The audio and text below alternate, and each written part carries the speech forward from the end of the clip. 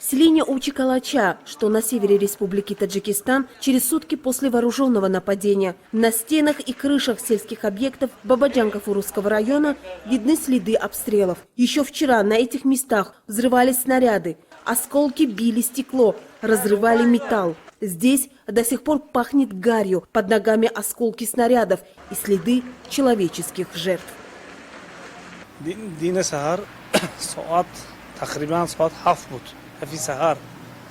Вчера, 16 сентября, в 7 утра, началось очередное военное столкновение.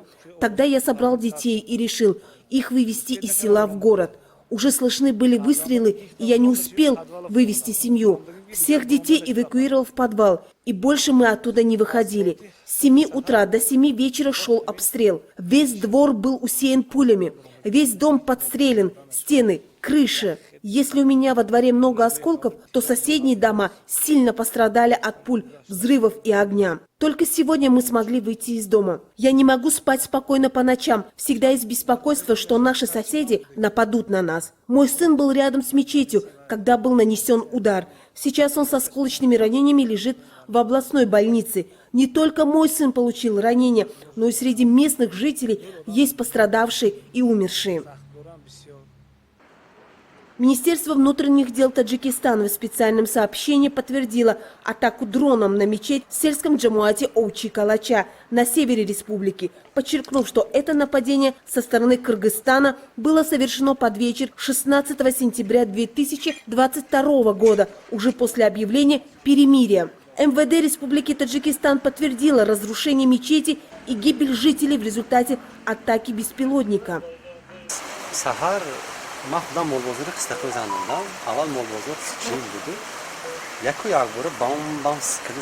Я был на рынке в Хистеварзе. Начались громкие выстрелы. Люди побросали свой скот, коров, коз и баранов и убежали в укрытие. Мы добрались до Очи-Калачи. И тут шли бои. Я был в чайхане, а толпа людей стояла чуть дальше. Это были местные жители, в которых и попал обстрел с воздуха. Сразу на месте люди умерли. Остальные были отвезены в больницу. Они в реанимации. Я сам только из больницы. Дома сгорели. Много жертв. Много убытков.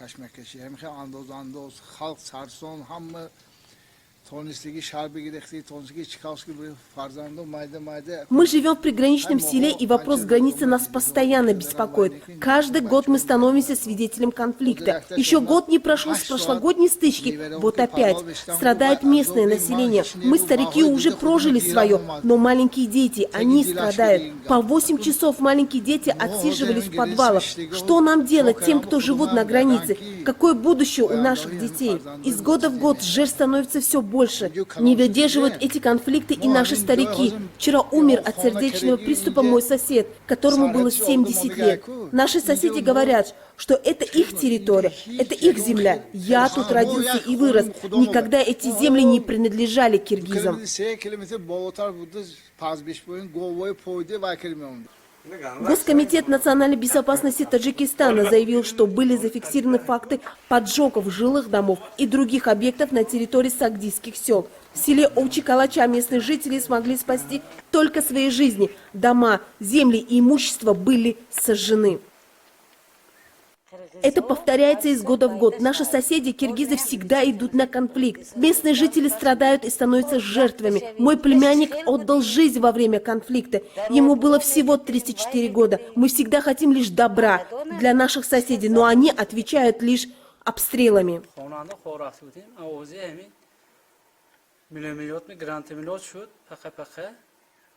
Меня разбудили звуки от выстрелов, то ли от гранатомета, то ли от миномета. Стала дочь, которая решила собраться и пойти в школу, но я не позволил. Позвонил отец и предупредил меня не выходить с семьей на улицу. Он сказал, что началась война. Я не поверил отцу и побежал в родительский дом, но их уже не было, и связь перестала работать. Не было электричества. Спустя какое-то время родители вышли на связь и сказали, что их эвакуировали представители государственной власти. Мы боимся покидать села и дома. Всегда есть страх страх, что соседи нападут, и мы не сможем эвакуировать своих родных и детей. Я не знаю, почему наши соседи всегда нападают на нас. Из-за земли или из-за воды. Люди копили деньги годами и строили для себя дома, но сегодня они остались без крыши над головой.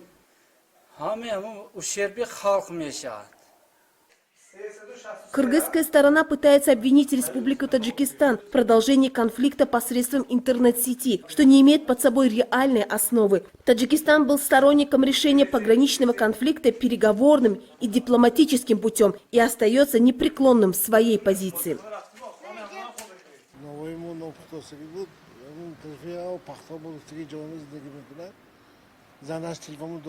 Наши пекари пекли хлеб, и их цех расположен в местечке Пахтаобод. Позвонили женщины села и предупредили, что на территорию села заходят киргизские военные. Ложимся спать и не знаем, что принесет нам завтрашний день. Наши дома находятся в перемешку. Таджикская семья киргизская. Как работать и жить в такой ситуации, не понимаем.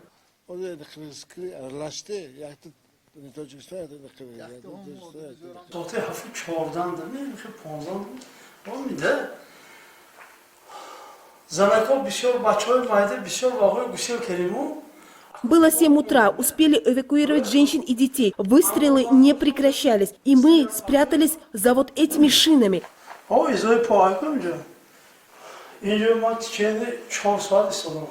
Ждали, когда все утихнет, чтобы укрыться в надежном месте. Под этими покрышками мы прятались в течение 4 часов вместе с сыном и племянником, который получил множественные осколки в спину. Мы смогли его при помощи машины вывести для госпитализации.